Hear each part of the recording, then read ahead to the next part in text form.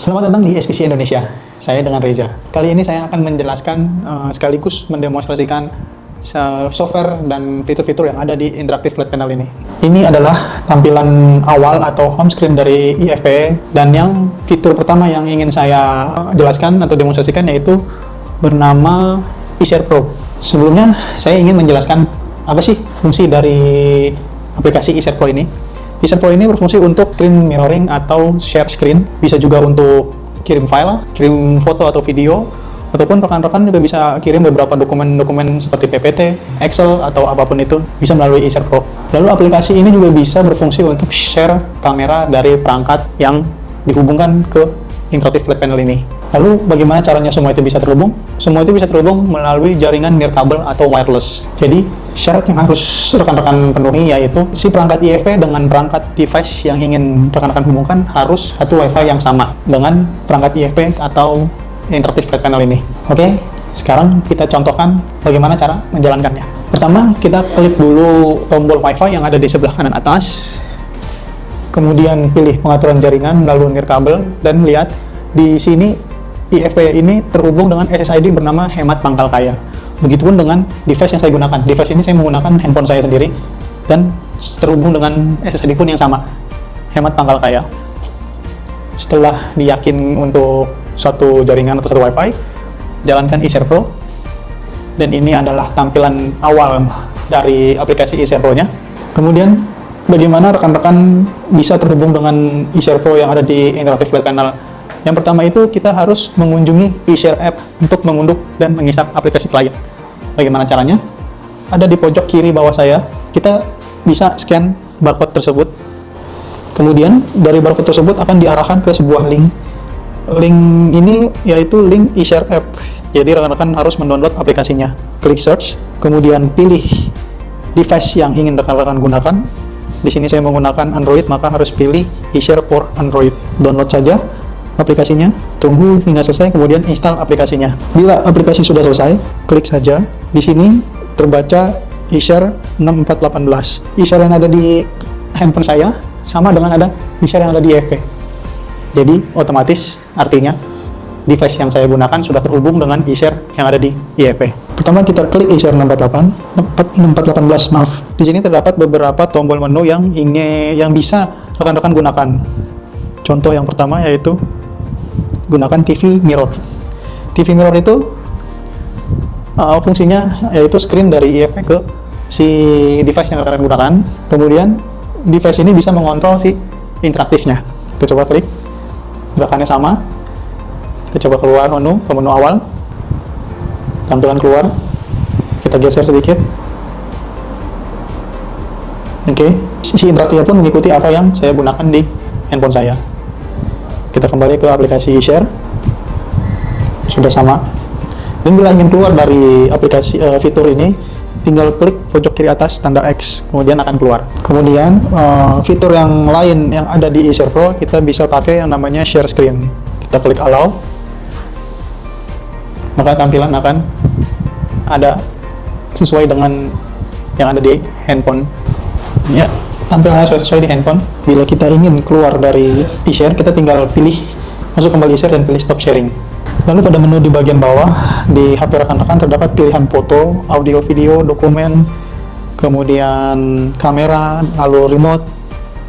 Semua pilihan tersebut untuk mentransfer data tanpa harus share screen. Contohnya seperti share foto atau share video, atau mungkin rekan-rekan ingin share dokumen.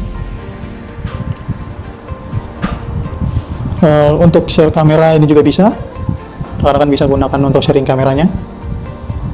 Kalau dirasa sudah cukup, klik tanda X di pojok kiri atas. Kalau untuk fitur remote, rekan-rekan bisa menggunakannya untuk mengoperasikan Interactive Flat Panel layaknya sebuah remote. Lalu bagaimana cara rekan-rekan bisa mengirim dokumen atau apapun itu? Pertama kita klik dokumen, kita klik presentation display, maka file akan langsung mengirim ke si perangkat IFP-nya. Setelah berhasil, maka dokumen langsung terbuka di dalam IFP-nya. Jadi tanpa perlu menggunakan flash disk atau transfer data menggunakan kabel, hanya tinggal menggunakan wireless atau nirkabel saja. Rekan-rekan sudah langsung bisa melakukan presentasi dokumen. Untuk aplikasi eShare ini dapat terhubung dengan 16 device atau 16 layar. Bagaimana cara mengetahuinya? Kita klik setting, kemudian pada multi screen, rekan-rekan bisa pilih 2 layar, atau 4 layar, atau 6 layar dengan maksimal 19 layar. Tergantung kebutuhan rekan-rekan semua. Oke, fitur selanjutnya yaitu untuk webcast ini. Fitur ini berfungsi untuk rekan-rekan bisa share screen melalui web browser di laptop atau PC rekan-rekan. Caranya bagaimana? Nyalakan web browser, tunggu webcast sedang berjalan. Bila initial link web browser sudah berhasil, masuk ke cache.app. Kemudian enter. Di sini akan diminta webcast ID. Webcast ID dapat dari mana?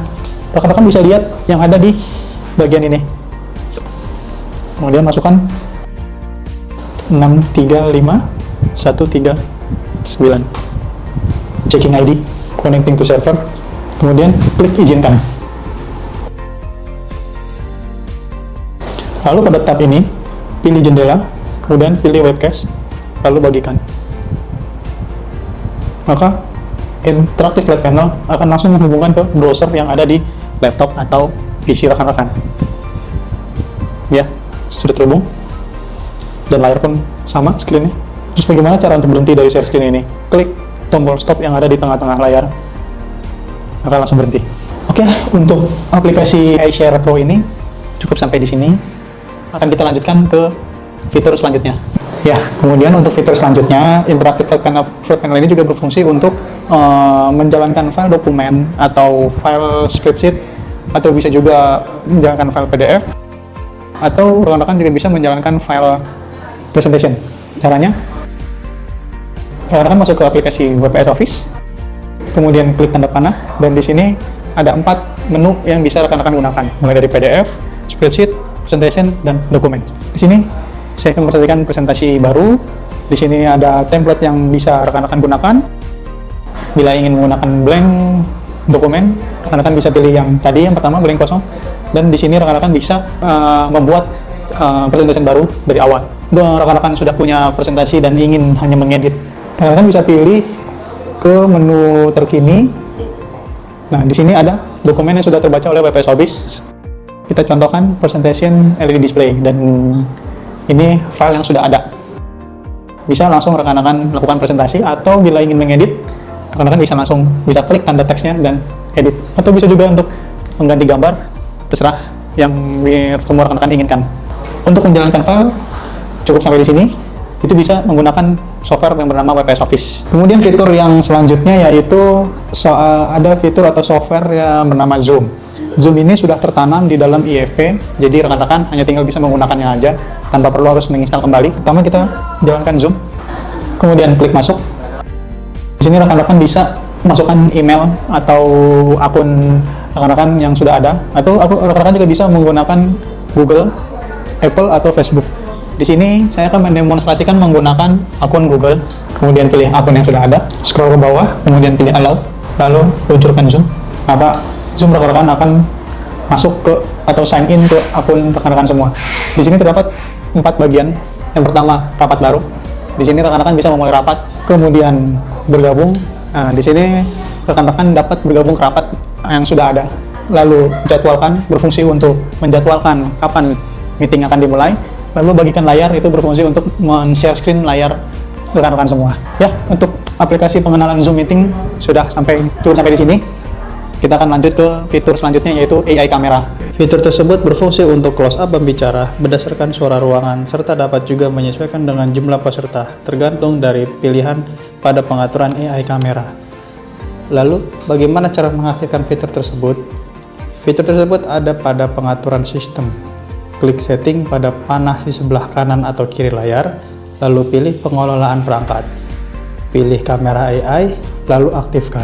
Kemudian pilih fitur yang ingin rekan-rekan gunakan, misalkan lokalisasi suara.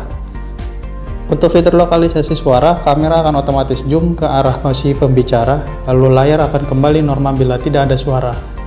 Kemudian, pilihan fitur pembingkaian cerdas. Pada fitur ini, kamera akan otomatis menyesuaikan jumlah peserta dalam satu ruangan, dan perubahan lokasi secara otomatis menyesuaikan fokus. fitur yang namanya anotasi. Fitur anotasi itu adalah ketika kita mengangkat pena ini, pena yang ada di kanan atau di kiri, itu dia secara otomatis akan mengaktifkan si aplikasinya, aplikasi digitalnya, papan tulis digitalnya. Contoh, saya angkat seperti ini, dia langsung mengaktifkan papan tulisnya. Jadi rekan-rekan bisa langsung melakukan presentasi, atau rekan-rekan yang sebagai guru bisa melakukan pengajarannya pada papan tulis ini. Seperti itu untuk fungsi anotasinya. Oke, selanjutnya yang kedua adalah fungsi dari yang namanya Smart Text. Di sini ada dua fungsi, Smart Text dan Smart Shape. Apa itu Smart Text dan Smart Shape? Smart Text itu adalah ketika rekan-rekan sedang menulis di papan tulis, kemudian ingin membuat tulisannya menjadi rapih, rekan-rekan bisa menggunakan fitur ini. Di sini juga rekan-rekan bisa untuk melihat apa sih fungsinya. Di sini ada video tutorialnya, contoh tutorialnya untuk biar lebih jelasnya. Kita akan coba. Langsung berubah jadi lebih rapi lagi.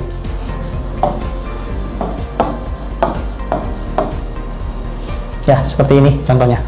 Dan kemudian fitur yang satunya lagi yaitu Smart Shape. Smart Shape ini apa? Smart Shape ini adalah rekan-rekan bisa membuat lingkaran, kotak, segitiga, atau bentuk apapun itu. Kemudian secara otomatis si fitur ini akan membuat hasil tulisannya itu menjadi lebih rapi, sama seperti yang di Smart Text. Seperti ini akan jadi lebih rapi bundarannya. Bila ingin menggunakan ini kotak, jadi lebih rapi. Segitiga akan dibuat menjadi lebih rapi lagi. Seperti ini contohnya. Oke, rekan-rekan juga bisa menambahkan fitur icon seperti ini, sedih, atau ini tertawa. Masih banyak lagi icon-iconnya yang bisa rekan-rekan gunakan. Oke, untuk fitur Smart Text dan Smart Shape cukup sampai sini. Kita akan lanjutkan lagi ke fitur yang satunya. Oke, selanjutnya saya akan menjelaskan tentang fitur yang namanya planet. Di mana posisi planet, fitur planet itu terdapat di toolbar yang bergambar kotak ini. Rekan-rekan bisa tekan, bisa klik. Di sini rekan-rekan bisa menemukan banyak sekali fitur yang terdapat di aplikasi papan tulis digital ini. Yang saya jelaskan yaitu tentang fitur planet. Rekan-rekan juga bisa gunakan fitur yang lain, contohnya seperti mind map, flowchart, ada gambar. Gambar itu untuk menginput gambar dari luar, taruh di papan tulis digital. Sekarang untuk ke planet, ini contoh dari planet bumi. Rekan-rekan yang sebagai guru bisa menjelaskan tentang apa sih bumi itu, bentuknya kayak gimana. Misalkan juga rekan-rekan ingin menjelaskan kepada murid-murid rekan-rekan semua tentang planet-planet yang lain, contoh ada Jupiter, ada Merkurius, ada Venus, ada Uranus, bahkan ada matahari, semua ada dalam fitur planet ini. Penjelasan kali ini yaitu untuk penjelasan fitur pada NFC di perangkat ini. Fitur itu berfungsi untuk membaca kartu. Ini untuk aplikasinya. Fitur itu untuk membaca kartu, bebas kartu apa aja, mulai dari kartu e-money, kartu absen, apapun itu kartunya, pasti akan terbaca oleh NFC ini. Bahkan kartu flash BCA rekan-rekan atau kartu e-money rekan-rekan pun bisa digunakan untuk mengaktifkan perangkat ini. Ketika perangkat ini standby, dikunci, rekan-rekan tinggal menempelkan ke NFC-nya, semua akan terbuka, perangkat ini akan terbuka. Kita akan demonstrasikan gimana caranya. Pertama, saya punya kartu NFC, kita tekan, maka akan keluar tampilan seperti ini. Ya, rekan-rekan bisa tekan. Di sini akan diberitahukan tentang pemasangan NFC kartunya itu sudah berhasil atau belum. Bila sudah berhasil, si perangkat akan meminta aplikasi apa yang akan dibaca olehnya. Apakah peramban, ataukah papan tulis, atau file, atau APS, atau yang lainnya. Tergantung rekan-rekan inginkan. Misalkan rekan-rekan juga ingin menambahkan, bisa tekan tambah plus, terus tekan lagi kartu. Nah, di sini rekan-rekan bisa untuk tambahkan aplikasi apa aja yang tadi seperti yang saya jelaskan pertama itu. Kalau misalkan rekan-rekan ingin membaca kartu e-money, rekan-rekan bisa pasang aplikasinya dan bisa ditambahkan di aplikasi perangkat NFC ini. Kemudian untuk NFC itu juga bisa berfungsi untuk namanya itu membuka aplikasi yang tadinya terkunci, jadi terbuka, terakses kembali. Gimana caranya? Kita masuk ke setting, kita pilih keamanan, kita pilih kata sandi NFC, kita pilih add, kemudian sedang memasangkan NFC kartu. Kayak saya di sini menggunakan kartu BCA Flash. Tempelkan kartu, keluar tanda ini berarti yang artinya itu BCA kartu flash yang rekan-rekan gunakan atau BCA kartu yang rekan-rekan gunakan itu sudah terdaftar untuk mengaktifkan perangkat ini. Oke, keluar aja. Kita coba tes. Standby. Ini posisi standby. Kita gunakan kartu yang kita daftarkan. Ya, perangkat langsung terbuka. Bagaimana caranya kalau misalkan pakai menggunakan kartu yang lain yang tidak terdaftar? Perangkat tidak akan bisa terbuka. Mereka akan mengunci. Batas maksimal terkunci itu sebanyak 4. Kita coba, saya menggunakan kartu yang lain. Ya, silakan gunakan kartu NFC yang dipasangkan. Berarti kita harus memasangkan menggunakan kartu yang sudah terbaca atau terdaftarkan oleh perangkat ini. Ya, seperti itu. Jadi, misalkan rekan-rekan seorang guru atau rekan-rekan gunakan untuk ruang meeting agar perangkat ini tidak bisa diakses oleh siapapun, rekan-rekan bisa gunakan kunci dengan NFC. Itulah tadi beberapa fitur atau software yang ada di IFP ini. Fitur-fitur tersebut sudah tertanam dan rekan-rekan hanya tinggal bisa menggunakannya saja. Semoga video ini membantu. Terima kasih.